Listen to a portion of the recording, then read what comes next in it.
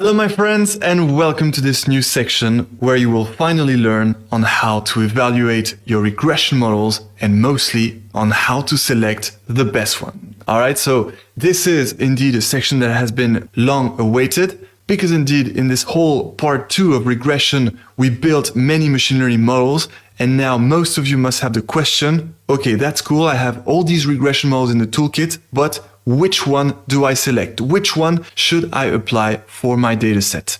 And well, I actually have some very good news for you. We will give the answer to this exact question in this tutorial. So I'm going to try to reveal everything in this same tutorial so that you know this can be the ultimate tutorial of regression, where you finally learn on how to use your regression toolkit the right way on your future datasets.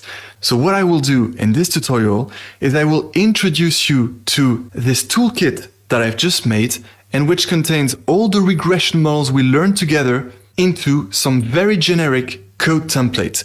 By very generic code templates, I mean that you will be able to use these code templates on your future datasets by having only one or two things to change. I made them as generic as possible so that they can be ready to deploy on your datasets. And besides, each of them contains, at the end of the implementation, the evaluation tool, allowing to evaluate your model so that you can very easily and quickly compare the performance of each of them.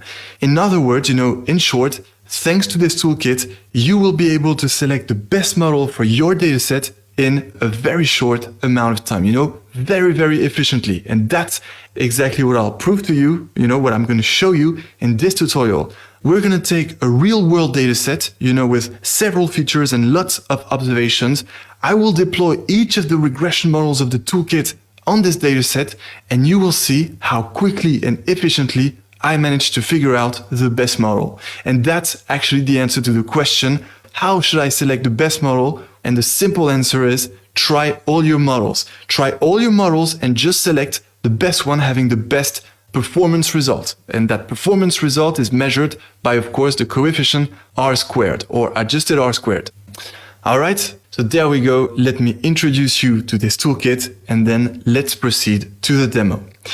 But first, let's make sure everyone here is on the same page. This is a new folder, different than the whole machine learning A to Z folder containing the 10 parts. This is a new folder where you will get, that regression toolkit containing all the regression models. And then when we tackle part 3, that classification toolkit with all the classification models. And mostly, this is the model selection folder. This is the folder you will want to use when you want to deploy either your regression models or your classification models on your dataset in order to quickly and efficiently select the best one.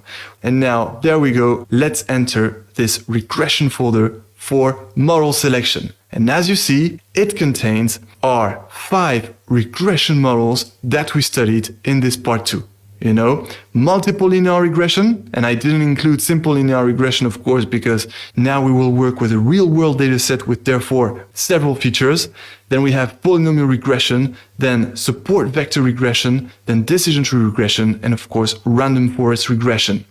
And as I told you, I made each of these implementations very generic so that you can deploy them on your future datasets by having only one or two things to change, assuming of course that your dataset has a CSV format and contains all the features in the first columns and the dependent variable in the last column. That's really the essential condition. And then of course here I chose a dataset without missing values or categorical data. That's because I trust you will know how to handle this thanks to your data preprocessing toolkit. So this dataset is quite classic, but yet real world, because as you can see, it contains several features and many observations. Actually, almost 10,000 observations. If we scroll down, yes, almost 10,000.